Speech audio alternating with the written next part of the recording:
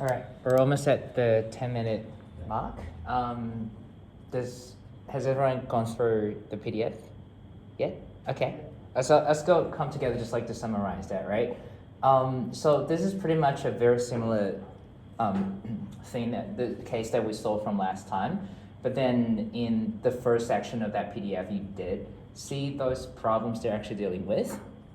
The first point is that water supply pipes are pretty much damaged as in the previous years, and then they did have the contamination of drinking water as a common issue, as well as the existing water distribution pumps are outdated, damaged, and also lack of pressure and flow measurement devices on the pump outflow pipe, and that's really the rationale for them to really update the existing network and like go into the next stage of redesigning.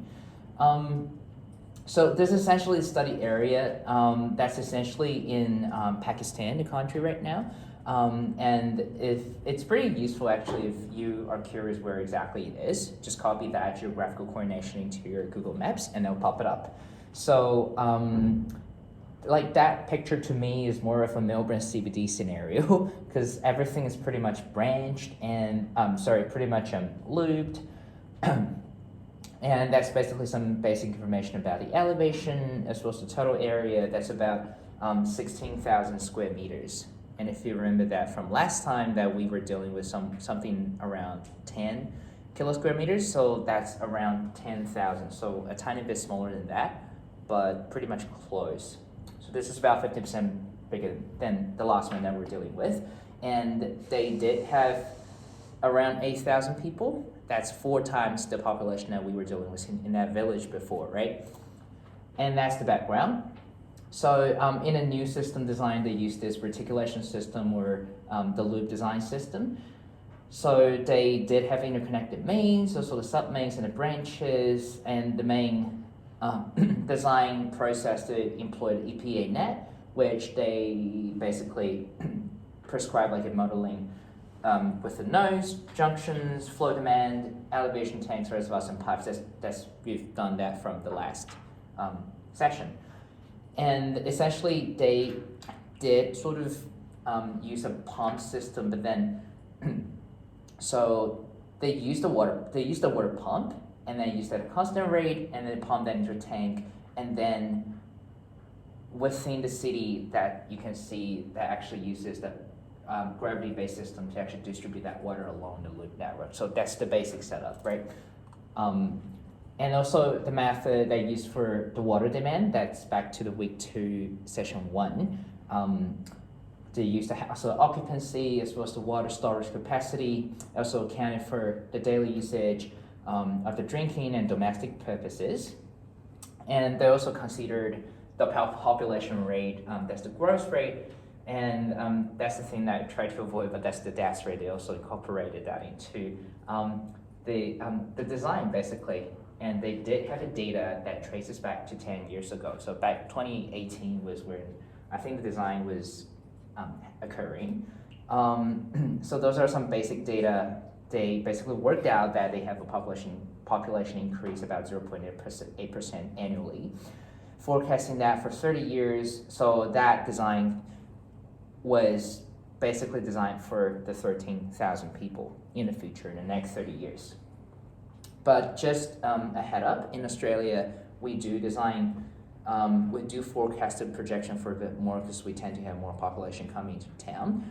So typically, I would say we use 50 years here, right? And basically, that's the findings from the last page. So household occupancy, they have 8 people per household. Water storage capacity, they use the gallons, so maybe use Google to convert that to cubic meters, and also 300 gallons per day. And based on that, they basically worked out the total daily water demand. Coming back to the material, that's also one topic that we covered week 2, session 1. They used the plastic pipes, so the PVC pipes, so that decision is pretty much close to the decision that we make here as well, that we use more plastic pipes here. So to start from, you would notice that they actually align the pipe along the streets, and that's because In Australia, I feel like there's more of the legal problems. So otherwise, you have to go into the private properties to actually negotiate easement agreement with the owner. But then in there, I'm not really familiar with the regulation, but I assume that's the case. So as a water engineer, wherever you're operating on this earth, on this planet, you sort of follow the street alignment anyways, because so that you can excavate it without disturbing the residents around the existing area. And just remember, that city actually, that district actually existed before they had a pipe system before. So this is really just to put in the new things in, right? So more into the model. Again, the study area is up there this is the setup for the EPA net. So last time we really trained your intuition on how to set up the model. So now you could really appreciate how, like the entire system is organized. This is a reticulation problem. They basically have the reservoir from there. So that's where the thing, I think it originated from. And as they said, they used a pump to pump into a node, right? And starting from J4 starts to distribute the water from the side. Whereas they also used a pump up there to have a J1, and that's because they used the inner, inner main transmission to sort of supply the water from up there. So if you go back to the city network, the map, so they did want to, where did that come from? So they did actually supply the water from there, so probably they want to supply water to the properties around there as well. That's the rationale for they setting up a J3 node or J1 node up there, so they could actually use the water. And also they do have a tank up there, and they do not have a pump here, so up here is more like a gravity distribution system, and everything again is based on the terrain or the contour map. So the water from J4 flows to here, going down, following the contour line, and you can pretty much appreciate the tidiness of this model, and then you can tell basically where the lowest point is. So water starts to collect at the middle section, which forms like a gully version, but it's a CBD area. So that goes down, that goes down, that goes down. So that would be pretty much the lowest point of the terrain. So that's typically how you would design a model, right? There's not much of the thing to talk about here, but this is a pretty much typical loop model. If you look at the structure of the pipeline down in the heart of the Melbourne, that's pretty much the same. So there you go. In total, they have 125 links. So we've talked about the concept of links. So if you go to your top of your EPA net on the middle or right-hand side, that software, you will have 3 different types of nodes, and those are reservoirs, tanks, the node or junction themselves. So those are 3 types, and you do have 3 different links, and those are called pipes. The pumps up there, and the other one is really the valve, right? So they have 125 links here, 66 nodes here pumped. You have pump 1 and pump 2, as well as the tank up there. And we've covered that. So basically this is the visualization, and pretty much, this is pretty much the outcome of the analysis. So basically they did a hydraulic analysis up there, and I think this is this is a pressure or flow. So the higher pressure you go, the higher flow as well. So pretty much they share the same thing. So if you look at that, the highest pressure appears in the system networks on the side, right? And then the lowest would be the blue ones at the middle. And essentially, if you're designing for anything, let's say a certain threshold that you don't want to exceed, or a certain threshold that you want to tune up to, you start from there. So this is your preliminary model or explanatory model,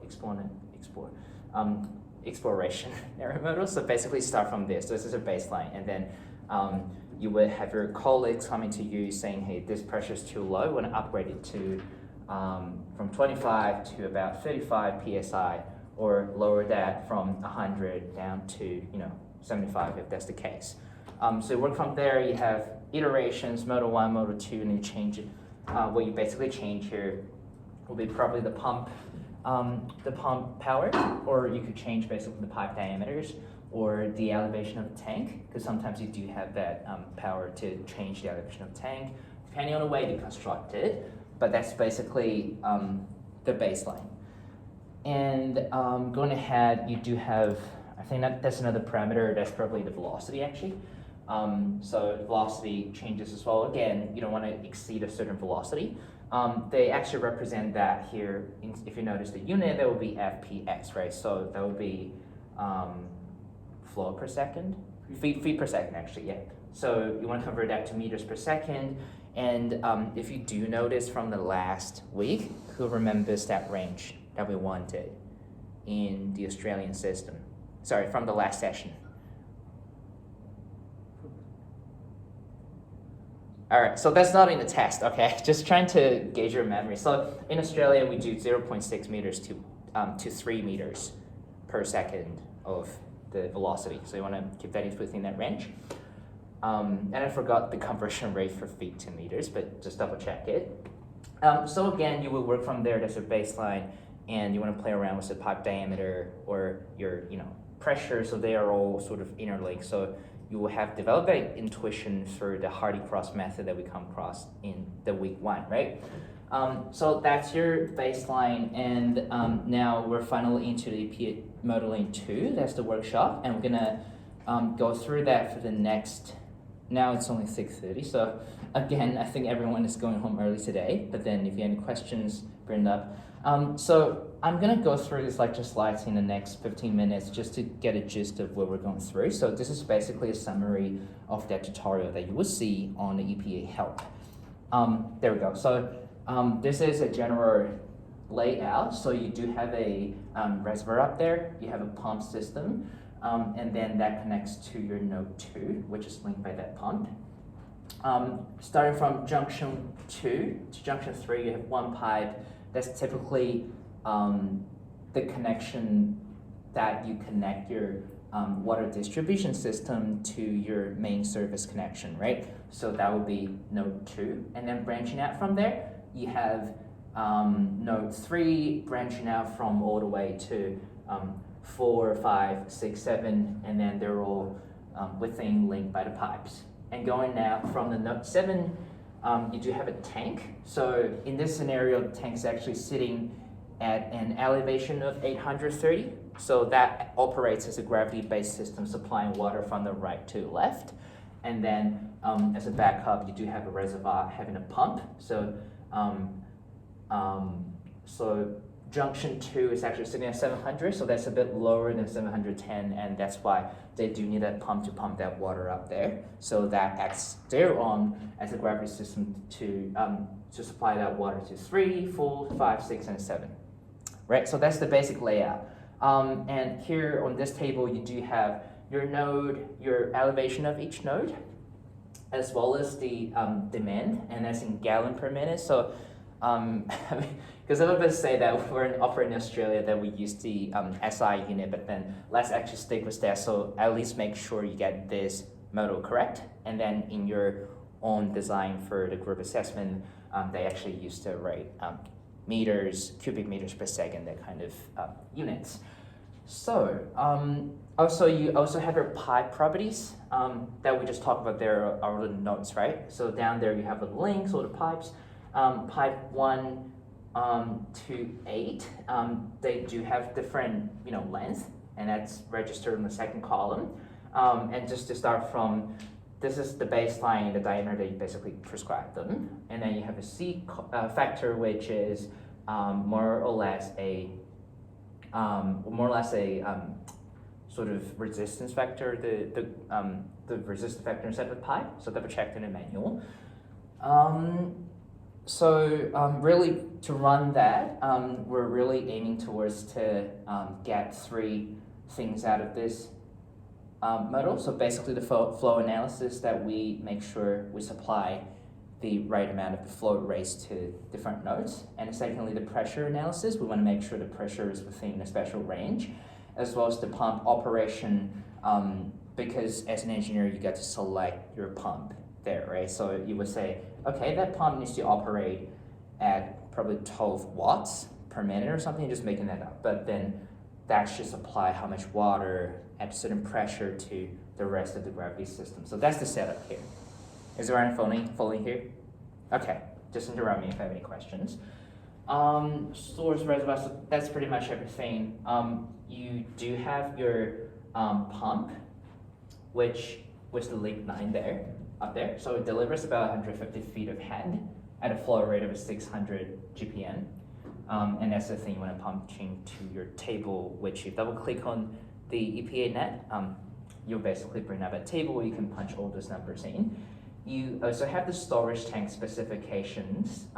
You could do the diameter, and that's basically the diameter you look from the top, right? That's how wide your tank is if you look from a plane view or a bird view. And also currently sitting at the water level inside of the tank is 3.5 feet. And if you do remember from last session that the entire analysis runs by time steps, right? So every a few seconds or the minute or hours that you want it to run, it will basically update the pressure, update the flow, update the node and pump, and also updating that water level in there, right? And also, lastly, they do have a maximum water level. That's pretty straightforward. You don't want your water to leak from the storage or, like spill from your storage tank. So we've also come across that, how to make a map, right? Does anyone still remember it? How to do it? Yeah, you do remember how to do it, right? So I'm just gonna really show you how to do it if you forgot. So let's say this is, let's say this area, right? So firstly, the reason why you want to do it is that you want to crop like a map, and you can import that into your EPA net, because that's a modeling software anyways, right? And you need that geometrical layout to draw your junctions, your pipes, and everything. So I'm just going to show you really quickly in terms of where we're located.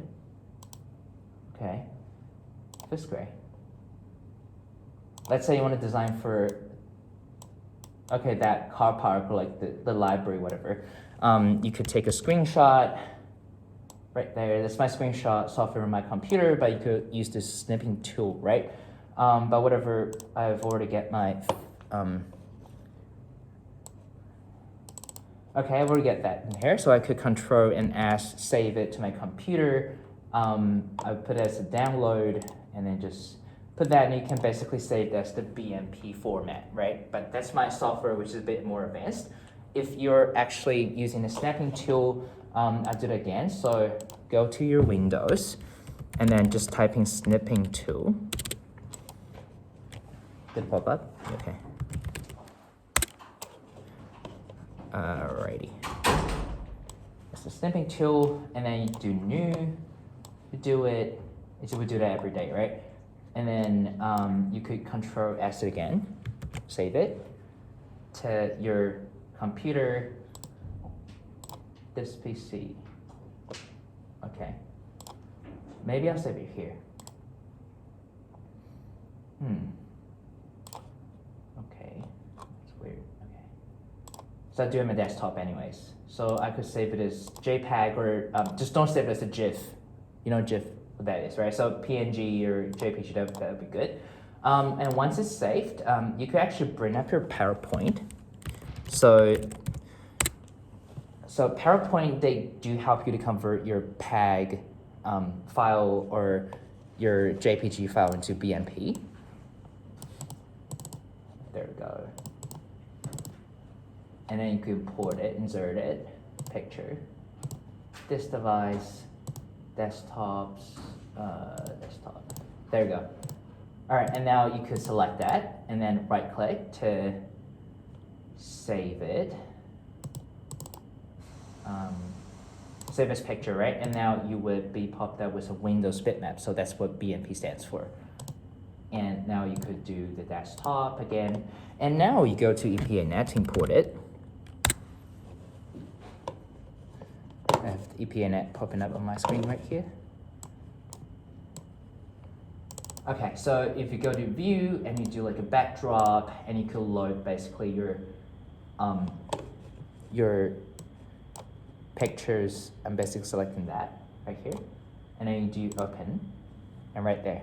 So you basically import this 2D map in there, and starting from there, you could start to draw your junctions, reservoirs, and everything. Start to design everything, right? And you could link them with the pipe, and that's how you basically get started. Everyone's following? Okay, so let's jump across that slide. I'm gonna finish up on that, and then you have a chance to jump on the design scenario. Okay. Okay, just going back to the slide. All right, just quickly going through the procedures we're going through today. So that's adding a map, and you do have your ID labels. So if you follow the tutorial, that's basically the page. The page that's going to pop up. So what you can do is go into a default that's under your it's under a project. That's under a project tab on EP8net. When that pops up, you could set your ID increment to 1. So as your manual suggestive, so let's say J, right? So that junction, and then you've set like your ID increment to 1. Every time you click on that node to create a junction, the increment of that name would increase by every 1. So if you punch that into the 5 there will be J5, J10, J15. That's basically the case. Pretty straightforward. And then you could do your hydraulics with basically choosing that as the units of gallon per minute, and also choosing the Hayes and Williams method head loss formula that we come across the mathematical basics last session, and that goes down. You could basically use your flow, like give the the flow in there. And if you want to actually learn more about the HW formula, you could go back in there. It's pretty much the same arrangement that we've gone through in the week 1 and week 2. It's just the coefficients are a bit different if you look into that. So Q is the flow in CFS, L is the length of the pipe, and you have your C as the roughness coefficient, which we've come across through that KF, the frictional factor, and also the D, which is the pipe diameter. So really pretty much similar to what we did. And I think what we've done is the Darcy, the DW formula down there, right? So that looks pretty familiar. Right. And the map dimensions that you could auto set it as well. So that's also part of tutorial. You could set your map units into meters, degrees, or feet. And you could also auto size it, and that's pretty useful if you actually import a backdrop map like we did, and you actually want to measure the west end of the length or the north end of the length, and you want to actually draw like a true proportion. But then again, because we've covered last session that if you import a map, your pipe length that you draw on your map won't be exactly the same as the pipe length that you put into your dialog boxes, right? So personally, I wouldn't do it. It's just a fancy function for you to explore, but it's good to know about it. Okay, so this is more of the steps that you want to follow from the tutorial. Again, that's under the help tab. Click on tutorial, there you can follow that.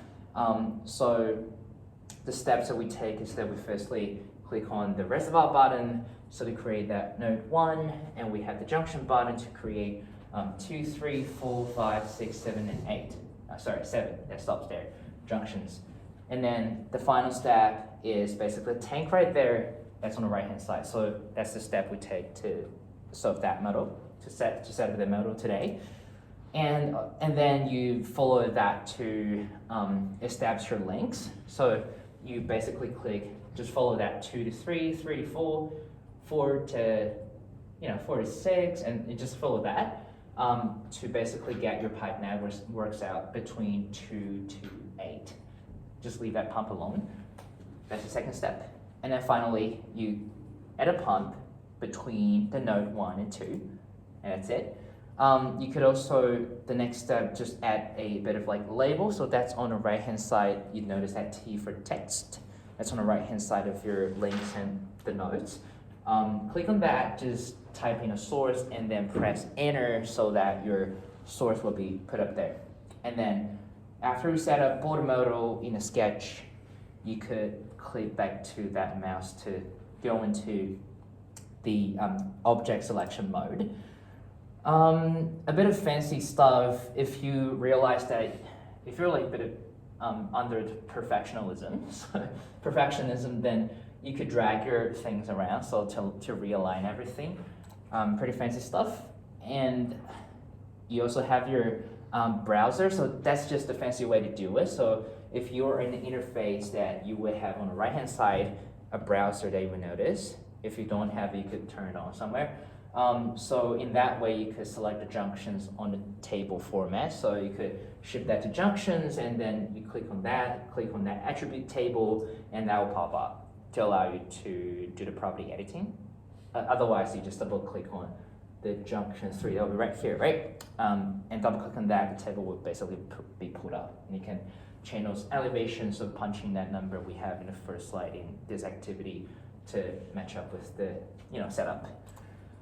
And the next step is pretty straightforward. You just put everything there that we have all the data in the table 2.1 and 2.2. And this is basically some operative instructions. And then editing specific objects, you could, let's say the reservoir, right? So reservoir here, you could punch in 700 in the total head field, right? Going ahead, pump, you could put the pump curve, so pump curve that we've talked about last time, because it basically established a relationship between the head delivered by the pump as well as the flow. So the H and the Q here, right? So that's what the pump curve is used for. The reason that you put 1 here is basically referring that to the pump curve table. That's really it. So the pump table is called number 1, name 1, or name A. Then you put the same thing here. If you want to check out more about the pump curve and how does it look like, you want to click into the table 1 and then check out how that looks like. Does it make sense? Okay, cool. And for the pump, that's really that. So you start from node 1 and 2. That's already in the image layout. Initial status, you put as open. That's literally open. And then also for the tank, if you like in your setup, you could come to this page and just draw the values from here. Elevation, initial level, maximum level, and diameter that we've just talked about, right? And I've already introduced the physical meaning of that. But if you do have any question, go to the help tab, and then under that you have a manual, or I think that's manual, right? So you could type in initial level, let's say, and then enter, and you basically be sent to this page, and you can read a bit more things about that. Obviously, because you see the tank being highlighted in the light blue here, you will obviously know that I actually searched for tank before. The pipe properties, we have the table here, on a few previous pages as well. What you want to define here are the length in feet, diameter in inches, roughness, also the loss coefficient as initial status.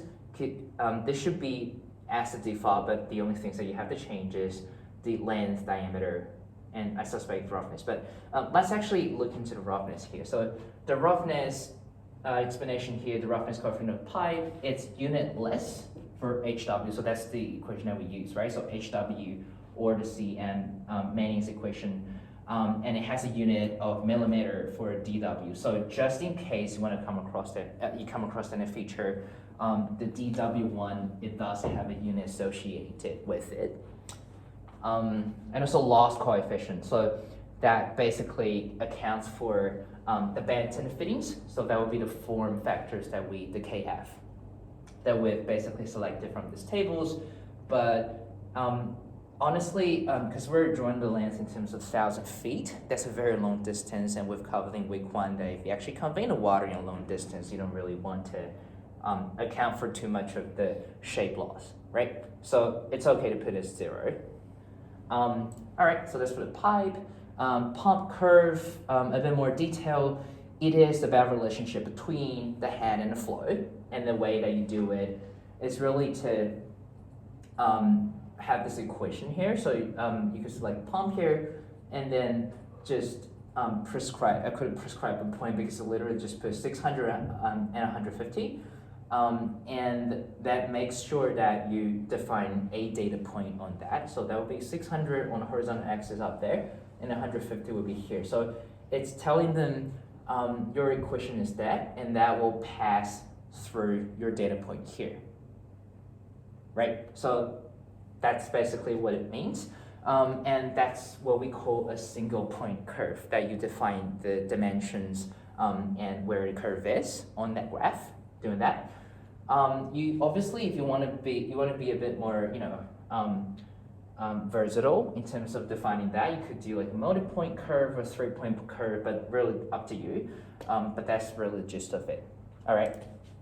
And don't forget to save and open your projects. I know it's a bit counterintuitive, but you could save it, and then your file would be written as the .imp, standing for input file. So if if you're working a group, let's say Jivan is sending that file to Mark, right? And then you want to open that onto you're on a Mac computer, but then let's say you have a Windows computer, you open it up. That will basically be the same layout, same computers, same parameters, and same numbers in that. And if you open that up in the Notepad, or Word document, that will basically pump up like that, right? So that's how they developed that software back in 1980s. And so the first analysis that we do is called a single period analysis. Really straightforward, as the name suggests, it's a single period analysis. That's probably stretching from like a 0 hour to 12 hours, like within a day, and you're basically just doing like analysis for that. Later on, we do like a multi-period analysis.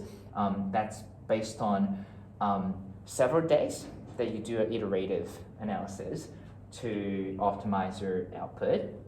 But basically, here is the results map. So let's say after you run the analysis. So running is pretty straightforward. You just go down to project and then click run, and that will run for you. You don't have to do anything. Click OK. And then you could go back to the browser, and then you have a little map up there. So you could shift onto your node pressure or some link, and then you could examine that by plotting all those parameters as well as the legend on your map. You could also visualize your data, your output through the table, which on the left-hand side here are all the things that you actually, on the left, demand, that's basically what you punch in. And on the right-hand side, you have your head, pressure, and quality being organized. Obviously, this is hydraulic analysis, so you don't have the quality up there.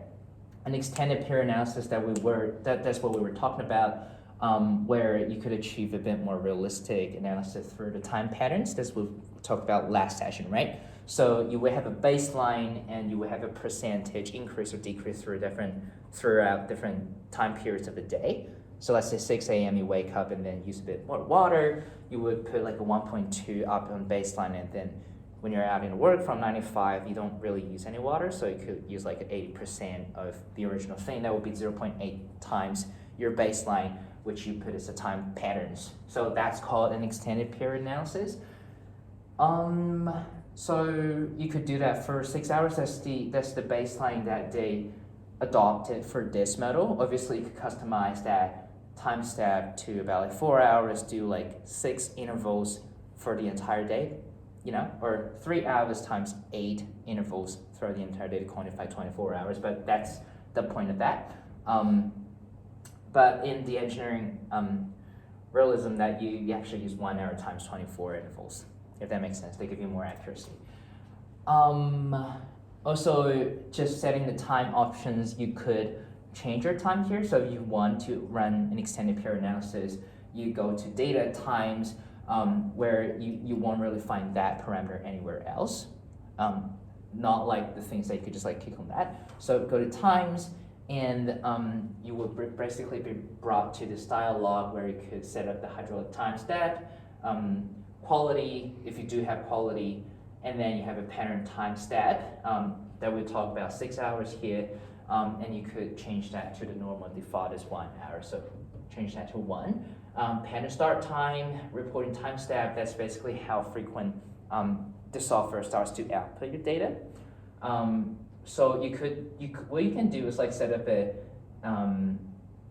1 hour analysis, but you don't want to see that much of the data. You're curious more about how does the demand vary every 12 hours. So you could put a 6 here and then 12 here. So the 12 here. So basically that's how you could do it. Yeah, so those are pretty much the start time, clock start time. That's you could read more about that in the manual. And we've talked about the multipliers as well. So if you do have every 6 hour period, you could divide your 24 hours into 4 chunks, right? And in each of the chunk, you could associate a percentage factor. So that's 50%, 130%, 100%, and 120%. You can associate that to your baseline, and that blue line right there is the baseline. It could be 100 gallons per minute or 100 gallons per day, depending on your baseline data analysis, right? Your baseline water demand analysis. Now you could also change your hydraulic options. So going down, that's more about the time series plot. So that's more about putting your hat on the results. So now say you get results and you are suspicious whether the head is too low or too high for a node 8 here, which is the storage. You could basically plot that in a time series, and you're gonna have a chance to try it yourself. But that's basically it. And fancy thing, if you don't want to do like a time series plot, you could also do the other way, which is to use that browser tab to prescribe the flow inside the link 6. And now you could look at the flow, gallons per minute, and you play around with the time. So if you do go into the browser, you could basically toggle that to the right, and that will come from different hours. So if you put in the middle, that would be 12 hours. So that would basically tell you how much of flow is going through link 6 at the 12th hour of the day, the 12th hour, so noon, right? No one's lost here, right? Okay. A few minutes before you could actually do the hands-on. So running pressure-driven analysis, we've also come across that methodology last time. So the base model we're using is really called the DDA, which is demand-driven analysis. And after that, if you do have some pressure going too high or too low, you could also run a backup analysis called the pressure-driven analysis, the PDA here. You could basically set your minimum pressure to be 0 or whatever you want, and also the required pressure to that's basically the maximum pressure, and the pressure exponent probability is 0.5. So that's basically the coefficient that you associate with your pressure increase of the flow. And you could rerun the analysis to basically scrutinize your design. And also we have a bit of water age as more of your personal interest. That's one of the water quality analysis. So if you're curious about how long your water stays in your pipe, that's your water age analysis. So you could, basically that quantifies how much time a water drop will spend in your network. Let's say from the tank or from the reservoir, and then to the outflow, right, to the consumer. So that's something you could do. Just follow that tutorial, and this is basically the result. Try to get the same result as well. And this picture is basically showing through 72-hour net. Oh, just forgot from the last page. So it's typical to actually run your water age analysis throughout the 72 hours because sometimes you can actually have your water present in your system lasting for over 72 hours or something above that. So you really want to run it extendedly to capture exactly how much time the water actually spends there. Does it make sense? So it could be like 54, and it doesn't make sense if you run 2 days, which is 48 hours, and you're not really capturing the right time, right? So that's why in this analysis they actually do 1 to 3 days. That's 72 hours, and this spatial vision, it's not really plotting correctly, but then if you start to plot that onto your map, you'll basically see the color gradients and be able to spot which link will have your water spending more of that, or otherwise you could actually see at a node here. So the blue ones are more onto the fresh water, and then the red ones are actually getting more of the water being still instead of those nodes. Does it make sense actually? Yeah. Okay, so after this we do have about 30 minutes to go through the individual report, but then for now just feel free to work on the tutorial, try to finish, go through the 20, I feel that's 25 steps in total. Right.